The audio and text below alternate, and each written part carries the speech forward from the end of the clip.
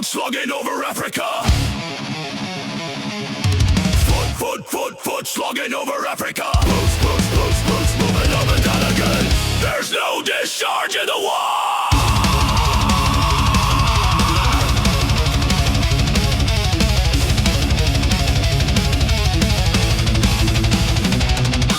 7, 6, 11, 5, 9, and 20 miles a day. 4, 11, 17, 32 the day before. Boots, moving up and down again. There's no discharge in the war. Don't look at what's in front of you. Boots, moving up and down again. Men go mad with watching them. And there's no discharge in the war. Count. The bullets in the bandoliers. If your eyes drop, they will get atop of you. Boots, moving up and down again. There's no discharge in the war.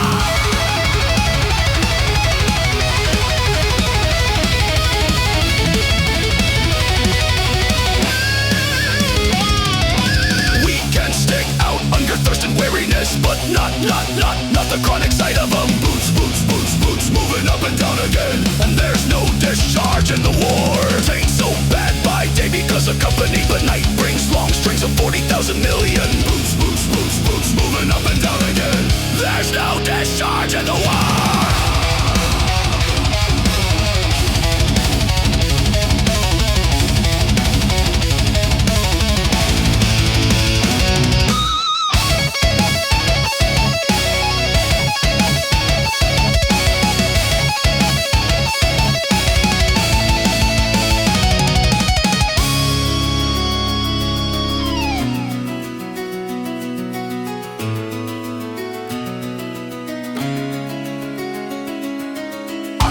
March 6 weeks and Ellen certified. It is not fire, devil's dark or anything but boots, moving up and down again. And there's no discharge in the war. Try to think of something different. Oh my God, keep me from going lunatic. Boots, moving up and down again.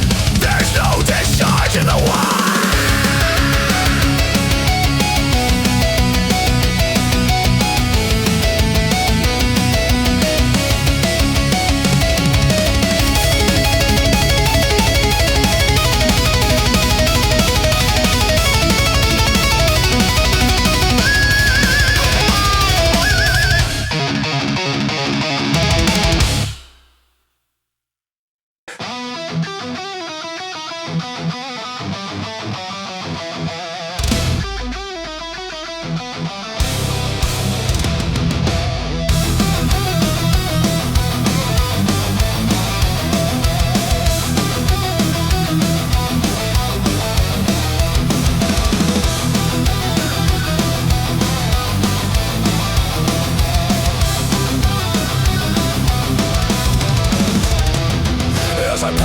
Incarnations in every age and race, I make my proper prostrations to the gods of the marketplace. Peering through reverent fingers, I watch them flourish and fall, and the gods of the copybook headings I notice outlast them all. We were living in trees when they met us. They showed us each in turn that water would certainly wet us, as fire would certainly burn. But we found them lacking in uplift, vision and breadth of mind. So we left them to teach the gorillas, while we followed the march of mankind. We moved as the spirit listed. They never altered their pace, being neither cloud nor windborne, like the gods of the marketplace. But they always caught up with the progress, and presently word would come that a tribe had been wiped off its ice field, or the lights had gone out in Rome. With the hopes that our world is built on, they were utterly out of touch. They denied that the moon was Stilton. They denied she was even Dutch. They denied that wishes were horses. They denied that a pig had wings. So we worship the gods of the market, who promised these beautiful things.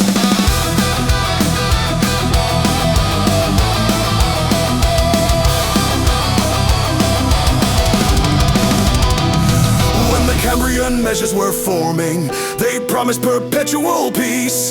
They swore if we gave them our weapons that the wars of the tribes would cease. But when we disarmed, they sold us and delivered us bound to our foe. And the gods of the copybook heading said, stick to the devil you know. On the first feminine sandstones we were promised a fuller life, which started by loving our neighbor and ended by loving his wife, till our women had no more children and the men lost reason and faith. And the gods of the copybook heading said, the wages of sin is death. In the Carboniferous epoch we were promised abundance for all by Robin selected Peter to pay for collective Paul. But though we had plenty of money, there was nothing our money could buy. And the gods of the copybook heading said, if you don't work you die. Then the gods of the market tumbled and their smooth-tongued wizards withdrew. And the hearts of the meanest were humbled and began to believe it was true, that all is not gold that glitters, and two make four. And the gods of the copybook headings limped up to explain it once more.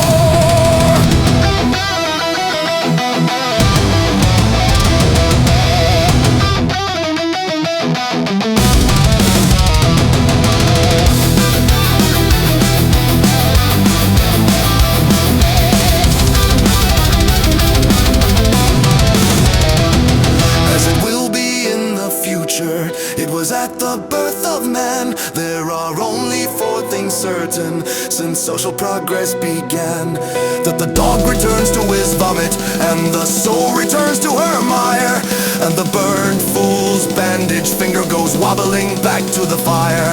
And that after this is accomplished and the brave new world begins, when all men are paid for existing and no man must pay for his sins. As surely as water will wet us, as surely as fire will burn, the gods of the copybook headings with terror and slaughter return.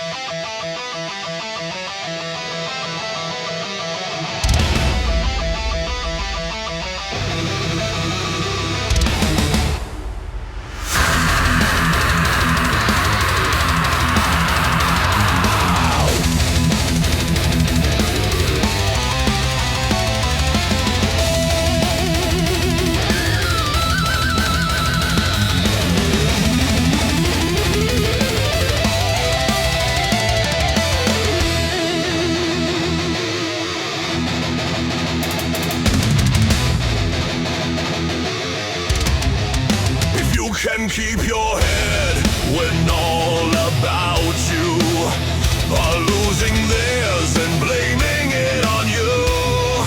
If you can trust yourself when all men doubt you, but make allowance for their doubting too.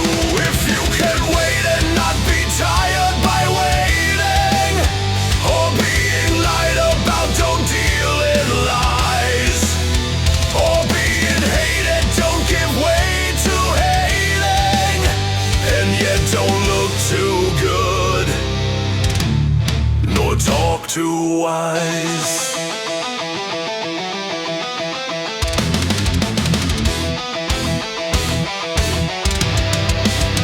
If you can dream and not make dreams your master, if you can think and not make thoughts your aim, if you can meet with triumph and disaster, and treat those two imposters just the same, if you can bear to hear the truth you've spoken, twisted by knaves to make a trap for fools, or watch the things you gave your life to broken, and stoop and build them up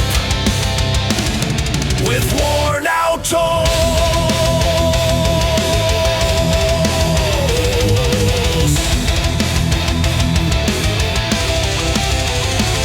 If you can make one heap of all your winnings and risk it on one turn of pitch and toss, and lose and start again at your beginnings, and never breathe a word about your loss. If you can force your heart and nerve and sinew to serve your turn long after they are gone, and so hold on when there is nothing in you except the will which says to them, hold on.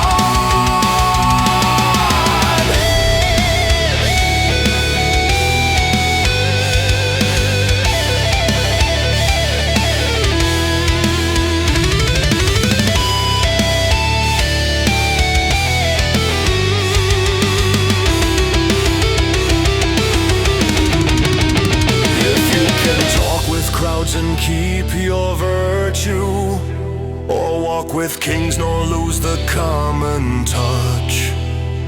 If neither foes nor loving friends can hurt you, if all men count with you, but none too much. If you can fill the unforgiving minute with 60 seconds worth of distance run, yours is the earth and everything that's in it, and which is more, you'll be a man.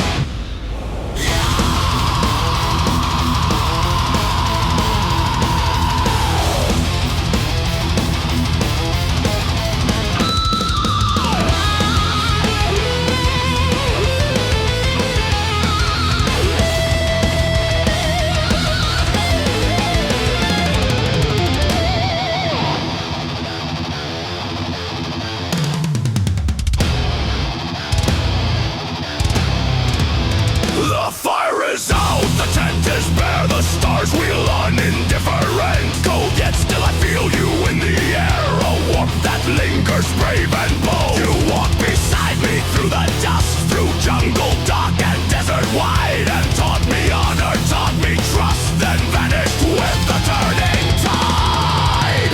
I do not curse the silent parting, nor beg the fates to shift their hands.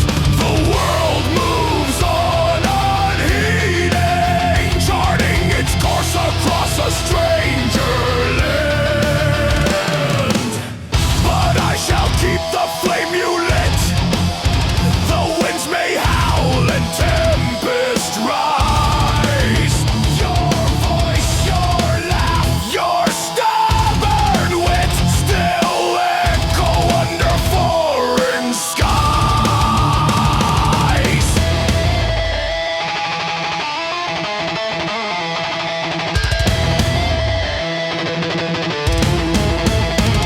So go, dear hearts, where I can't follow, and rest where I must march alone. The path ahead is steep and hollow, but I shall tread it on my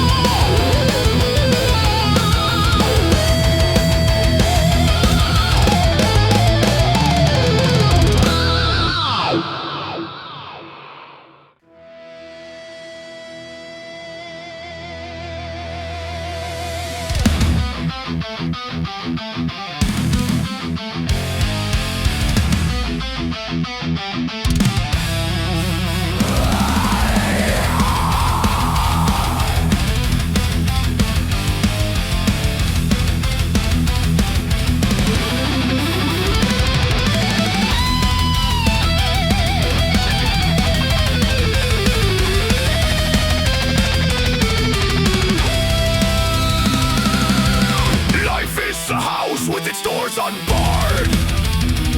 Each morning a new visitor arrives.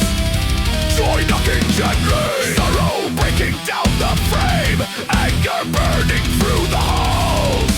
Welcome them all. Even if they sweep the rooms clean, even if they leave you empty, they are making space for what must come. Each guest is a messenger from the unseen. Treat them with respect, for even grief and shame hold gifts you do not yet understand.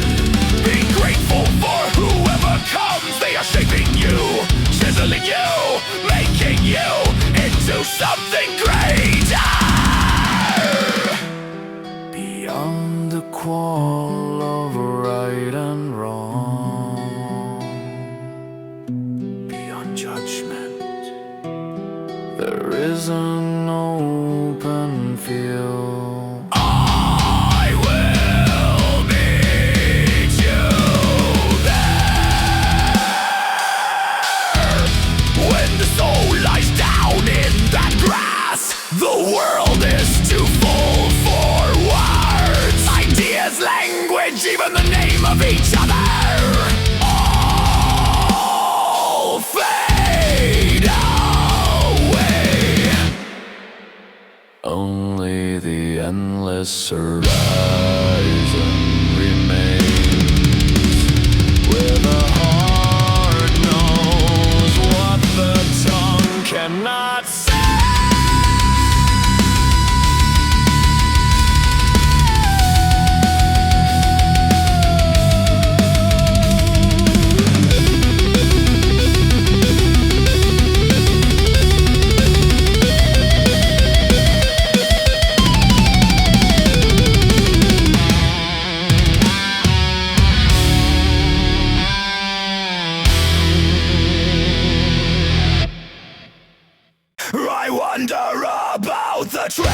face. Why do we wish you there? Forever the noise of these, more than another noise, so close to our dwelling place.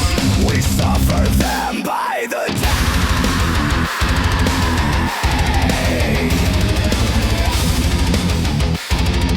till we lose all measure of pace and fixity in our joys, and acquire a listening ear.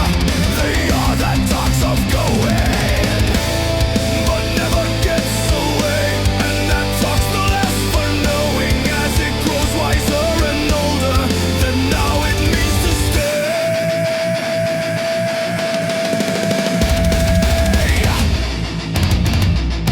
My feet dug at the floor, and my head sways to my shoulder. Sometimes when I watch trees sway from the window or the door, I shall set forth for somewhere. I shall make the reckless choice someday when they are in voice and tossing so as to scare the white clouds over them all. I shall have less to say,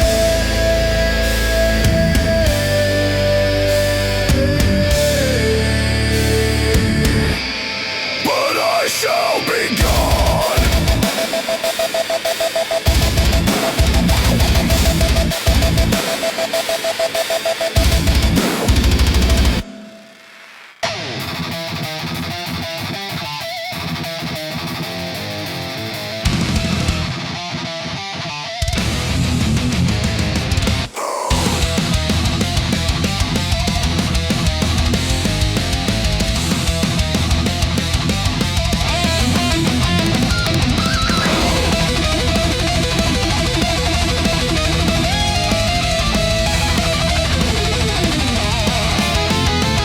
He had a temper like the tide, slow, swollen, black that would not bide.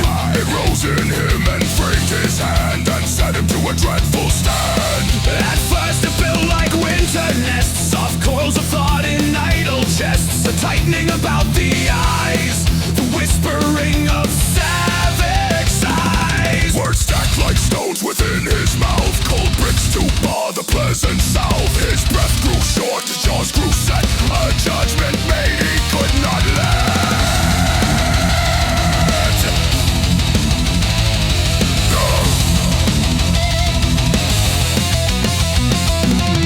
They met beneath the hollow moon, where lamps burned low and dogs sang soon. No heroes read, no trumpet call, just two poor men and one dark fall. He struck, the world went blunt and small, time folded up like paper all. There was no glory, only sound, the thud of fate on common ground. When dawn unhooped the night's grey coat, he sat and counted each small note, the shape of guilt, the weight of hand, the silence where a voice had planned. No feast of triumph filled his eyes, instead a well of welling cries. Remorse came slow and took its bread and ate his comfort from the bed. He learned the ledger of his crime, that bruises bloom to morning's time, that blood once spilled his ledger marked by ghosts who in the dark have barked. Sleep fled him like a frightened thing, he saw the empty life take wing. Faces he loved looked through his skin, seeing the bruise that he'd put in. Neighbors told the tale in hush, how rage had left and reason hushed. Children shunned his passing glance, and months compiled a verdict trance. He wore the years like rusted mail, each clasp a pin that told the tale. No solace softened, no excuse could wash away the bruise of years.